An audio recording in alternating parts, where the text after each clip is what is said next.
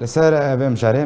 مبندري مامستا نافع بيروان دامي بوليتبوريا بارتيا ديمقراطية كردستان سوريا كريا مامستا نافع دم باش بريا حمود شتكي اگر تلسر بجاندنا سيو چوارمين ساروجا كوچا داوية دكتور نور الدين زازا راوسته كرمكم مامستا نافع وەکو وەفاداری وەکو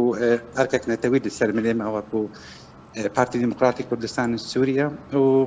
هەروەها وەکو وا ساڵێن بووری 34 ساڵ بژاندن ئانکو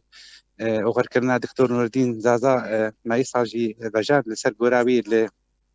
لۆزانێ دەولەتە سویسرا بە ئامادەبوونا سەرکردەیە رخصتنا أوروبا بارتي ديمقراطي كردستان سوريا وهروسا بعمدبونا بارتين سياسي كردستاني وانجي روشنبير وجفاكن سيفيل عنكو منظمات جماهيري جيو قالك قلتنو اخفتني جي لسر قرابي هاتنو هروسا حفجينا دكتور نور الدين زازا جلبرت فابيا زازا اوجي عمادبو واخفتنا كداوية ريغورسمان دا استخدام بدري هل هفجناي معلوماتي هر سال بارتيا ديمقراطية كردستان سوريا سال وغيرها كوچا داوية نور الدين زازا فيرجينياني معلومات هست چد بيجي ويوختي براستي تشتي بالكيش دا اخرتنا هفجينا ويدا جو دكتور نور الدين زازا هلبت هستي خوي كيف خوشي دا خو يعني كرنكو بشتي دما كدريج حوالين وي ايرو لي برسينا وتينا جفاتاوي هرصاف چونكي راسي دكتور نور الدين زازا ابهر جيناوي بيجي بيوختك وعمري خدي كر انكو شو بردلوفانيا خدي مخابن يعني عمليت قال انكو هناك ورن اريكار بالمره دقنا ام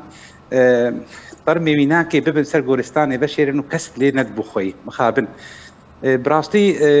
قلتنا ويناكي قلق تاثيراوي هبول سر ایکو آماده ایکو گذاری بکر لید همان دمی دجداری خیانی کرن وکو سپاسی وکو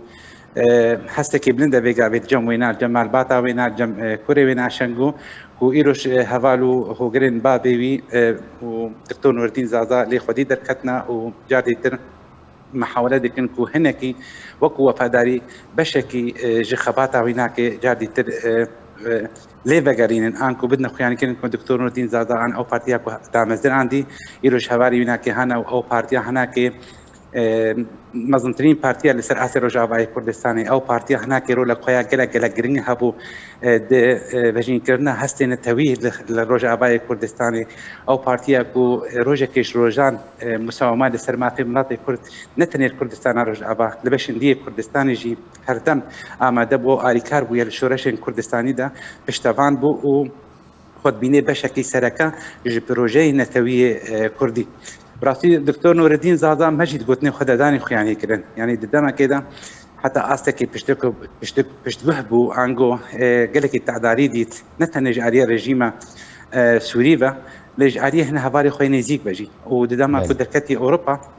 براستي ودا ماشي بيوندي بيرا قطبون نتني يعني سدم سركردايا بارتي بو ويانجي كي دكتور ويغا بيجي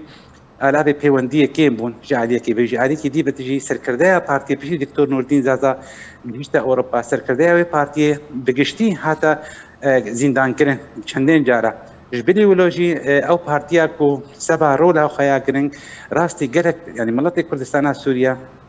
راستي قالك بروجي لك سبارستي هات براستي بشتيكو دكتور نزازا سوريا دركت برو اوروبا برو سويسرا البربيش عندي يعني بيوندي قالك نما انه برا سركداء حزبيو دكتور نور الدين زازا دكتور نور الدين زازا بشتيكو هشتا اوروبا جيروج كيش روجا خباتا خنارا وسطان هردم اريكار بو بشتفان بو بكشيا كردستاني را بگشتي وتنانت يا كردستان سوريا هفجيناوي اخذتنا خدجي هتشتكي بالكش قلت نسبتي سبارت كشيا كردي بگشتي قلتكو ملطي كرد وكقلك ملطي جهاني بس بحركه بهتر شقاس ورده دشي بهتر كشياوي الوز بي وزحمت بي بس تشتكو